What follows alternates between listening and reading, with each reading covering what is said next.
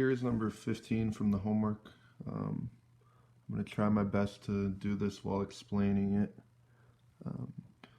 So this is our tangent graph. The only difference here is we have this 1/3 out in front. That 1/3 is basically going to act like our amplitude of the sine and cosine graphs. So what that really is going to affect is just these y values here on these two key points. These are normally at -1 and 1 on our typical tangent graph. The only thing that's going to change here is that those points are now going to be at -1/3 and 1/3 because of this a value here.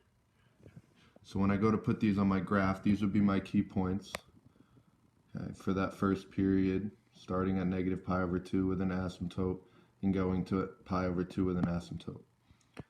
Those do not change here because the only thing that changed those values for our asymptotes would be the endpoints. Our endpoints are going to start at -π/2 and end at π/2. If we have b and c values, that's going to change where we have those.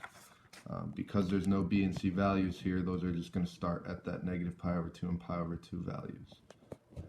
So now if I go to put these key points on here, I have my vertical asymptote at -π/2 and at π/2. And I can put these other key points here. I came up with these values on the x-axis by seeing that these are all intervals of π/4. So I went up by π/4 on the axis. And then on the y-axis, I went up by 1/3 because I know that these are going to be at -1/3 and +1/3. So now I can go and put these in -π/4, -1/3, 0, 0, and π/4, 1/3. Now I can finish this cycle or period here by connecting my points and showing that it's going to approach my asymptote. Same thing on this side. Okay. And then the homework said to continue by doing, I think it said at least 2 periods. So I know that it's going to repeat this same pattern over the next period, so over the next pi. So I know that my next point is going to be down here at -1/3.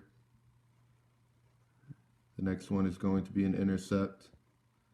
The next one is going to be up here at +1/3. And then we have another vertical asymptote here at 3π/2. Okay. Now I can connect these points, show that it approaches the asymptotes. So this would be 2 cycles of that 1/3 tangent x.